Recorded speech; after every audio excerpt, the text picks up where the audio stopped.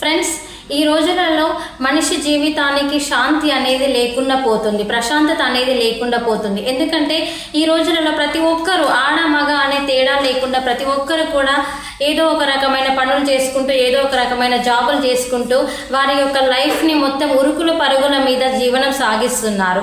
ఎందుకంటే ఈ రోజులో ఉండే అటువంటి ఖర్చులకు వాటికి అనుగుణంగా సంపాదన ఉండాలి అనే ఉద్దేశంతో ఆడ మగ ఇద్దరు కూడా సమానంగా కష్టపడుతూ వారి జీవితాలలో శాంతి ప్రశాంతతను కోల్పోతూ కష్టం చేస్తున్నారు. కాబట్టి ఈ విధంగా జీవనం సాగించడము సంపాదన విషయంలో మంచిదే, కానీ శారీరకంగా మనిషికి శాంతి ప్రశాంతత అనేది కావాలి. కాబట్టి మనం రోజువారీ అలవాట్లలో మనకు శాంతి ప్రశాంతత ఏ విధంగా మనం శాంతంగా ఉండాలి, ఏ విధంగా ప్రశాంతంగా ఉండాలనేది చిన్న చిన్న మార్పులను మనం ఇప్పుడు చూసుకుందాం. రోజువారీ అలవాట్లలోనే మనం ఇవన్నీ అలవాటు చేసుకుంటే మనం ఎప్పుడు కూడా ప్రశాంతంగా ఉండవచ్చు. మొదటగా చూసుకున్నట్లయితే ప్రతిరోజు ధ్యానం చేయడం వల్ల మన మనసు ఏకాగ్రతతో ఉండి మనం ప్రశాంతంగా ఉండడానికి కారణమవుతుంది. మనం రోజు కనీసం ఒక 10-15 నిమిషాలు, వీలైనంత వరకు ఒక 5 నిమిషాలైనా సరే మనం ధ్యానం మీద ఫోకస్ చేసి ఆ విధంగా ధ్యానం చేసినట్లయితే మన మనసు ప్రశాంతంగా మారుతుంది. అదేవిధంగా మనలో ఉండే అటువంటి ఆలోచనలను నియంత్రించడం. ఎంతసేపు నేనేం చేయాలి, ఆఫీస్లో ఎలా, ఇంట్లో ఎలా, ఫ్రెండ్స్ సర్కిల్లో ఎలా, ఏంటి అని ఈ విధంగా ఉరుకుల పరుగుల మీద మన ఆలోచనలు ప్రతిసారి కూడా ఆలోచించడం కాకుండా కొంత మేరకు మన ఆలోచనని నియంత్రించుకోవాలి. అనవసరంగా కొందరు ప్రతి చిన్నదానికి సీరియస్గా తీసుకొని ఆలోచిస్తూ ఉంటారు. అవసరం లేదు, ఎంతవరకు ఆలోచించాలో అంతవరకు ఆలోచించండి. అనవసరమైన ఆలోచనలు దూరం పెట్టండి. అదేవిధంగా నెగిటివ్ ఆలోచనని తగ్గించి పాజిటివ్గా ఆలోచించడం అలవాటు చేసుకోండి. ప్రతిదానికి ఆవేశపడి సీరియస్గా ఆలోచించడం ఇలాంటి అన్ని మానుకొని కొంత మేరకు మీకు వీలైనంత వరకు ఆలోచనలు తగ్గించుకుంటూ నెగిటివ్ ఆలోచనలు తగ్గించి పాజిటివ్ ఆలోచనలు అలవాటు చేసుకోండి. ఆటోమేటిక్గా మీకు ప్రశాంతత, మనశ్శాంతి అనేది కలుగుతుంది. మరొక విషయం, ఈ రోజులలో అందరిని చిన్న పెద్ద ఆడ మగ అనే తేడా లేకుండా ప్రతి ఒక్కరి జీవితాలలో ఒక ఇబ్బందికరమైన విషయం ఏమవుతుంది అని అంటే మొబైల్ ఫోన్ వాడకం, సోషల్ మీడియా వాడకాన్ని దీన్ని కనుక తగ్గించుకున్నట్లయితే కనీసం 70% వరకు మీ యొక్క మనస్సుని ప్రశాంతంగా ఉంచుకున్న వారు అవుతారు. ఎందుకంటే ఈ రోజులలో మొబైల్ ఫోన్, సోషల్ మీడియా అనేది మనిషి యొక్క జీవితం మీద చాలా దెబ్బ కొడుతుంది. ఇది అప్పటి వరకు ఎంటర్టైన్మెంట్ ఇస్తుందని మనం అనుకుంటున్నాం, కానీ ఇది ఎంత మేరకు మన జీవితం పైన దెబ్బతీస్తుంది అనేది ఆలోచించుకోవట్లేదు. ముఖ్యంగా మొబైల్ ఫోన్ని అధికంగా ఉపయోగించినట్లయితే మనం ఒత్తిడికి గురవుతాము. శారీరక ఒత్తిడి, మానసిక ఒత్తిడి ఈ విధంగానే కాకుండా ఆటోమేటిక్గా మన మొబైల్కి అలవాటైన తర్వాత, సోషల్ మీడియాకి అలవాటైన తర్వాత మన ఇంట్లో వాళ్ళతో టైం స్పెండ్ చేయలేకపోతాము, మన పిల్లలతో టైం స్పెండ్ చేయలేకపోతాం, కుటుంబ సభ్యులతో, మన నైబర్స్తో, ప్రతి ఒక్కరితో కూడా మనము టైం స్పెండ్ చేయలేకపోతాం. ఈ విధంగా మనము ప్రతి ఒక్కరికి ఆటోమేటిక్గా దూరం అవుతూ ఉంటాము, ఫోన్కి దగ్గర అవుతూ ఉంటాం. ఈ విధంగా సోషల్ మీడియాకి దగ్గరై మన వాళ్ళందరినీ దూరం చేసుకున్నట్లయితే మనము మనశ్శాంతిని కోల్పోయిన వాళ్ళం అవుతాము. ఈ విధంగా మొబైల్ ఫోన్కి, సోషల్ మీడియాకి అలవాటు అయిన తర్వాత ఎంతసేపు మనం సోషల్ మీడియా మీదనే కాన్సన్ట్రేట్ చేసి మన బంధుత్వాలని, మన కుటుంబ సభ్యులని మర్చిపోతున్నాం. ఈ విధంగా నేను చాలాసేపు మొబైల్ ఫోన్కి అడక్ట్ అవ్వడం వల్ల మొబైల్ ఫోన్ యొక్క రేడియేషన్స్ మన బ్రెయిన్ని దెబ్బతీస్తాయి, మన యొక్క ఆలోచన శక్తిని, ఆలోచన విధానాన్ని తగ్గిస్తాయి. కాబట్టి మొబైల్ ఫోన్, సోషల్ మీడియాకి దూరంగా ఉండడం కూడా మనము ప్రశాంతతని పెంచుకోవడానికి ఒక మార్గం అవుతుంది. అదేవిధంగా మీకు ఇష్టమైన దైవము, ఆరాధ్య దైవము ఎవరైనా సరే, మీరు కుల మత భేదం ఏది లేదు, మీరు ఎవరైనా సరే మీకు ఏ దైవం అయితే ఇష్టం ఉంటుందో ఆ దైవాన్ని రోజు కనీసము నమ్మకంతో ఒక 10-15 నిమిషాలు ప్రార్థించడం నేర్చుకోండి. ఒక 10-15 నిమిషాలు దైవం కోసం, 24 గంటల్లో ఒక 10 నిమిషాలు దైవానికి కేటాయించడంలో తప్పు లేదు.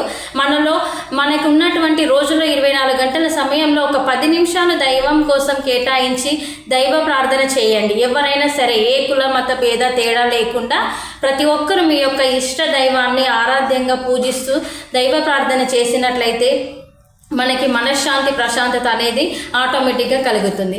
అదేవిధంగా ఒక మంచి పుస్తకము మంచి జీవితాన్ని ఏ విధంగా మారుస్తుందో అదేవిధంగా మంచి వ్యక్తుల యొక్క పరిచయం కూడా మనుషులని మంచి ఆలోచనలో, మంచి మార్గంలో నడిపిస్తుంది. కాబట్టి మనము మంచి వ్యక్తుల యొక్క పరిచయాన్ని మనము మిస్ చేసుకోకుండా మంచి వ్యక్తులతో గడపడము, వారితో కొంత సమయాన్ని కేటాయించి వారితో హావభావాలను పంచుకోవడము, వారితో మాట్లాడడం ఇలాంటిది మనం చేసినట్లయితే మన యొక్క జీవితాన్ని మంచి మార్గంలో నడిపించుకోవడమే కాకుండా మన యొక్క మనస్సును శాంతంగా ప్రశాంతంగా ఉంచుకుంటూ మన యొక్క కుటుంబాన్ని కూడా మంచి మార్గంలో నడిపిన వారం అవుతాము.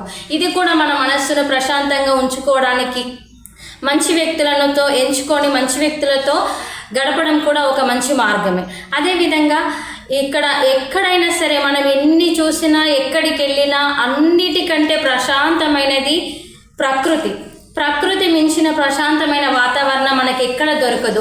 మీకు వీలైనంత వరకు ఒక చెట్టు కింద కూర్చొని ఒక 5 నిమిషాలు 2 నిమిషాలు ప్రకృతిని ఆస్వాదిస్తూ మీరు పచ్చదనాన్ని ఆస్వాదిస్తూ మీరు ఒక 2 నిమిషాలు గడిపినా సరే ఆటోమేటిక్గా మీ మనసు ఆహ్లాదకరంగా మారుతుంది. కాబట్టి మీరు కొంత మేరకు మీకు వీలైనంత వరకు రోజులో ఒక 2 నిమిషాలు లేదా 5 నిమిషాలు మీరు ప్రకృతిని ప్రేమిస్తూ ప్రకృతితో సమయం గడపండి. చెట్లకు నీరు పోయండి. చెట్లకు నీరు పోయడం కూడా ఒక రకమైన ఆహ్లాదకరమైన విషయం. అందులో ఒక సంతోషాన్ని వెతుక్కోవచ్చు. నా వల్ల ఈరోజు ఒక మొక్క బలపడుతుంది అనే ఆ ఉద్దేశంతో మనం మొక్కలకు నీరు పోస్తూ ఆ 2 నిమిషాల పనిని కూడా మనం ఆస్వాదించినట్లయితే మన మనసు ఆటోమేటిక్గా ప్రశాంతంగా మారుతుంది. పచ్చదనాన్ని ఆటోమేటిక్గా మనం చూసుకుంటూ మంచి ఆలోచనలు చేసుకున్నట్లయితే మన మనసు ప్రశాంతంగా మారుతుంది. కాబట్టి ఫ్రెండ్స్, ప్రకృతిని ప్రేమిస్తూ ప్రకృతిని ఆస్వాదించండి. మీ యొక్క మనసును ప్రశాంతంగా ఉంచుకోండి. అదేవిధంగా ముఖ్యంగా మనిషి శరీరానికి ఎంత కష్టం చేసినా ఎంత పని చేసినా ఎంత అలసిపోయినా కూడా మనిషి శరీరానికి సుఖం అనేది ఎక్కడ అంటే నిద్రలో ఉన్నటువంటి సుఖం మనిషి శరీరానికి ఎక్కడ కూడా దొరకదు. కాబట్టి ఈ రోజులలో లేట్ నైట్స్ పార్టీలని మొబైల్ ఫోన్స్ చూసుకుంటూ లేదంటే వీడియో గేమ్స్ ఇలాంటివన్నీ చేస్తూ నైట్ టైంలో మీ నిద్రను డిస్టర్బ్ చేసుకుంటున్నారు. ముఖ్యంగా నిద్రకి టైం కేటాయించండి. మీరు డే మొత్తం ఎంత కష్టపడినా సరే నైట్ టైంలో మాత్రం టైంకి నిద్రపోండి, టైంకి లేవడం అలవాటు చేసుకోండి. ఈ విధంగా మీరు నిద్ర కనుక టైం టు టైం పాటించినట్లయితే శరీరానికి సుఖం అనేది ఉంటుంది. ఆటోమేటిక్గా శరీరం ప్రశాంతంగా ఉంటే మన మనస్సు కూడా ప్రశాంతంగా ఉంటుంది. కాబట్టి సరైన నిద్ర అనేది ఉండడం కూడా మన మనస్సుకి ప్రశాంతతని కలిగిస్తుంది. అదేవిధంగా మంచి పుస్తకాలు చదవడం. ఈ రోజులలో మన ఉరుకుల పరుగుల జీవితాల మీద మనం ఒక పుస్తకం తీసుకొని ఒక 2 నిమిషాలు ఇందులో మంచి మాటలు ఏమిటి అని గమనించుకునే టైం లేకపోతుంది.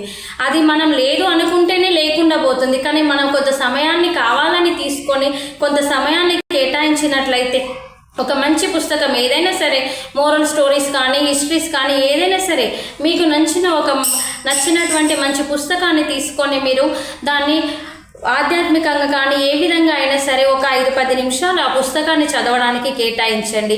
ఆ మంచి పుస్తకంలో ఉన్నటువంటి మంచిని గ్రహించండి. ఆ మంచిని ఇంకో నలుగురికి మంచి విధానంతో చెప్పడానికి ట్రై చేయండి. ఆ విధంగా మీరు మంచిని నలుగురితో పంచుకుంటే కూడా మీ మనసు ప్రశాంతంగా ఉంటుంది. కాబట్టి మంచి పుస్తకాలు చదవడం కూడా మనలో ప్రశాంతతను పెంచుకోవడానికి ఒక మార్గం అవుతుంది. ఇంకా అదే విధంగా చూసుకున్నట్లయితే చిన్న చిన్న లక్ష్యాలను పెట్టుకోండి. ఎంతసేపు నా జీతం పెరగాలి, నేను ఇంకెక్కువ కష్టపడాలి, నేను ఇంకో కంపెనీకి వెళ్ళాలి, నేను ఇంకా కష్టం చేయాలి, నేను ఇంకా సైడ్ బిజినెస్ చేయాలి, ఇలా ఎంతసేపు నేను పని చేయాలి, సంపాదించాలి, పని చేయాలి, సంపాదించాలి, నా గోల్ ఇది, నా లక్ష్యం ఇది, ఇలా ఇలా ఇలా ఎంతసేపు ఈ విధంగా ఆలోచించడం కూడా చిన్నగా ఒక్కొక్క మెట్టు ఎక్కడానికి ట్రై చేయండి.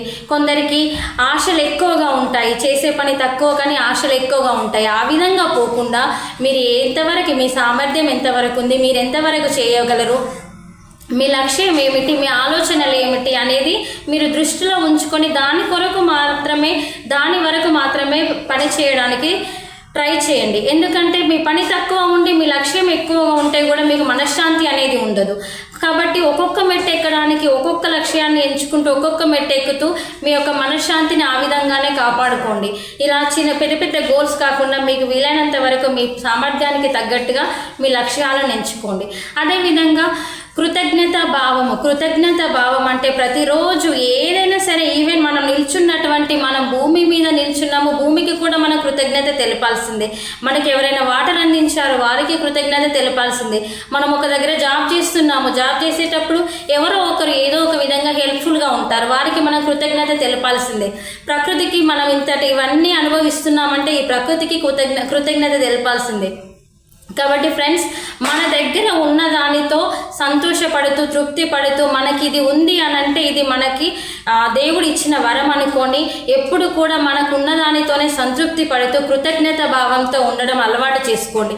మనకి ఎంత ఉన్నా కూడా నాకు ఇది సరిపోలేదు, నాకు ఇంకా కావాలి, నాకు ఇంకా అట్లాంటిది కావాలి, ఇట్లాంటిది కావాలి, నాకు ఆ బంగ్లాలు కావాలి, నాకు ఆ కార్లు కావాలి అనండి.